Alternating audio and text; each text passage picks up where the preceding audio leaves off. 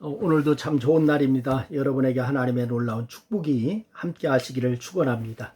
오늘은 사무엘상 14장 6절로 15절 말씀을 본문으로 해서 함께 은혜를 나누려고 합니다. 우리는 신앙인으로서 내 능력으로 또한 할 수 없는 그러한 어려운 그러한 상황이 하나님의 능력으로 해결될 때에 정말 마음이 기쁜 그러한 일을 경험하게 됩니다. 세상 사람들 같으면 포기하고 절망했을 텐데 바로 하나님을 믿기 때문에 또한 소망하고 기도로 문제를 해결한다고 하는 것은 너무나 감격스러운 일이 아닐 수가 없죠. 그래서 아이들 말처럼 이 맛 때문에 예수를 믿는지도 모르겠습니다. 우리는 이런 짜릿한 감격을 오늘 본문에서도 간접적으로 경험할 수가 있는데 요나단이 믿음으로 경험한 일을 살펴보면서 여러분의 신앙이 다시 일깨워지는 역사가 있기를 주의 이름으로 축원합니다. 첫째는 요나단은 블레셋을 공격하고자 했어요. 사무엘이 하나님의 지시를 받았는지 확인할 수는 없는데 사무엘상 13장 1절 말씀에 보면 이하에 보면은 3,000명의 군사를 블레셋과 대치하게 됩니다. 그래서 이 처음에는 블레셋의 수비대를 먼저 공격함으로 사기가 오르는 듯 했습니다. 그래서 블레셋이 병거 3만, 마병 6천, 그리고 모래알 같은 모병으로 진을 치자 바로 이제 곧 두려워하기 시작했습니다. 굴과 수풀과 바위 틈과 은밀한 곳은 웅덩이에 숨는 것만 아니라 아예 요단을 건너서 갓과 길리앗 땅으로 가는 자들이 생겨나게 되었습니다. 그러더라도 이 사울은 하나님의 명령을 따라 사무엘을 기다려야 하는데 급한 마음에 임으로 번제를 드리고 말았어요. 더구나 하나님의 도우심을 구하기 위해서 번제를 드리는 것인데 사울은 흩어지는 사람들을 붙잡으려고 그런 목적으로 번제를 드립니다. 그야말로 이제 망령되이 행동한 것입니다. 결국 사무엘 선지자가 마냥 떠나가는 군사는 다 흩어져서 600명만 남았어요. 이런 상황이 이렇게 되자 두려움은 더욱 깊어졌고 문제를 해결할 수가 있는 길이 보이지 않았습니다. 이때 사울의 아들 요나단은 아무도 모르게 블레셋 사람들의 부대를 급습하고자 했습니다. 그것만이 현재 처해 있는 상황을 극복할 수가 있는 길이라고 생각한 것이죠. 하지만 블레셋 부대를 급습한다고 하는 거 실상 너무 어려운 일입니다. 당시 이스라엘 군대에는 사울과 요나단을 제외하고는 철로 된 무기를 지니고 있는 군인들이 한 명도 없습니다. 그것이 바로 13장 22절 말씀에 보니까 그렇게 얘기하죠. 싸우는 날에 사울과 요나단과 함께한 백성의 손에는 칼이나 창이 없고 오직 사울과 그의 아들 요나단에게만 있었더라. 그러니까 사울과 요나단 외에는 철로 된 칼을 갖고 있는 사람이 하나도 없었다.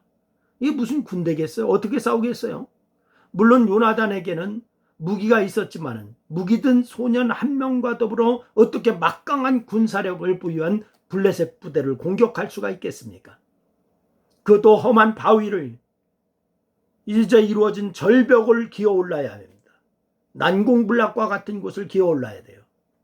어느 하나 쉬운 것이 하나도 없습니다. 성공할 것 같아 보이지가 않습니다. 그러나 요나단에게는 하나님에 대한 믿음이 있었습니다. 요나단은 자기의 무기를 든 소년에게 이렇게 얘기하지요. 여호와께서 우리를 위하여 일하실까 하노라. 여호와께서 우리를 위해서 일하실까 하노라. 이런 말하면서 여호와의 구원은 사람의 많고 적음에 달려있지 아니하니라 라고 이렇게 얘기하고 있습니다. 하나님을 섬기지 않는 이방 민족을 공격하려고 하는데 하나님께서 도와주시지 않겠느냐라고 하는 것이죠. 그리고 하나님께서 도와주시기만 하면은 비록 공격자가 2명이요 그것도 무기는 하나밖에 없지만은 적을 분명히 이길 수 있다라고 하는 확신을 갖고 있었습니다. 둘째는 요나단은 믿음으로 승리했어요. 군사 전문가가 볼 때에 아무것도 모르는 일반인이 볼 때나 요나단의 계획이 무모한 것입니다. 하지만 신앙인의 관점에서 보면 충분히 이해가 되는 그러한 계획입니다. 왜냐하면 요나단이 말한 것처럼 여호와의 구원은 사람의 많고 적음에 달려있지 않다. 이걸 믿기 때문에 그렇습니다. 하나님을 믿기 때문에 그렇습니다. 가나안을 정복한 이스라엘 군대가 훈련을 많이 하고 무기가 좋아서 강력한 가나안 족속들의 이 군대를 다 격파한 것이 아니에요. 기드온과 300명의 군사가 수많은 미디안 연합군을 전멸시키는 것은 그들의 용맹함이나 탁월한 전술이 있기 때문이 아니에요. 삼손이 혼자 1,000명의 블레셋 사람들과 싸워 모두 죽인 것은 그 자신의 힘이나 훌륭한 무기가 있어서가 아니에요. 다 하나님의 도와주셨기 때문에 승리한 것인 줄로 믿으시기를 바랍니다. 그래서 요나단은 이것을 아는 것에 그치지 않고 그 하나님의 함께 하심이 자신에게 적용될 것이다 라고 하는 것을 확신하는 겁니다. 오늘 많은 성도들이요, 하나님이 함께 하신다, 하나님이 승리하신다, 이것은 알고 있어요. 그런데 이것을 자신에게 적용을 못하고 있습니다. 바로 이것이 요나단에게 있는 최고의 무기의 승리라고 하는 것을 예상하고 하나님이 함께 하시면 이긴다라고 하는 것을 실천하고 있습니다. 결국 요나단은 공격 여부에 대한 하나님의 뜻을 확인한 이후에 공격을 감행하는 때 요나단이 적군을 넘어뜨리면은 무기를 든 소년이 뒤를 따르며 죽이기 시작했습니다. 그렇게 하기를 짧은 시간에 무려 적군 20명을 죽이는 엄청난 일을 이루었어요.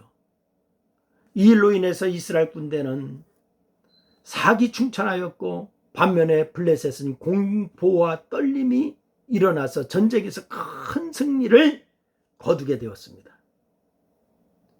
우리는 요나단의 승리를 보면서 한 사람의 믿음과 결단이 공동체에 어떤 영향을 미치는지 이것을 우리가 깨달을 수가 있습니다.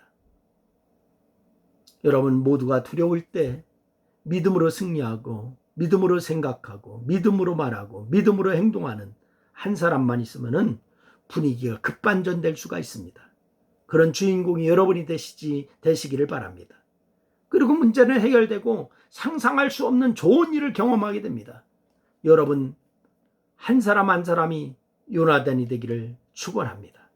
그 믿음으로 하나님의 역사를 이루기를 주의 이름으로 축원합니다. 기도하겠습니다. 하나님 고맙습니다. 오늘 우리에게 하나님이 함께 하시면 승리한다라고 하는 생각은 있지만은 우리 자신에게 적용하지 못하는 어리석음이 있습니다. 요나단처럼 믿음만 갖고 있는 것이 아니라 실천하고 적용하는 믿음의 사람들이 되게 하여 주옵소서. 예수님의 이름으로 기도드리옵나이다. 아멘.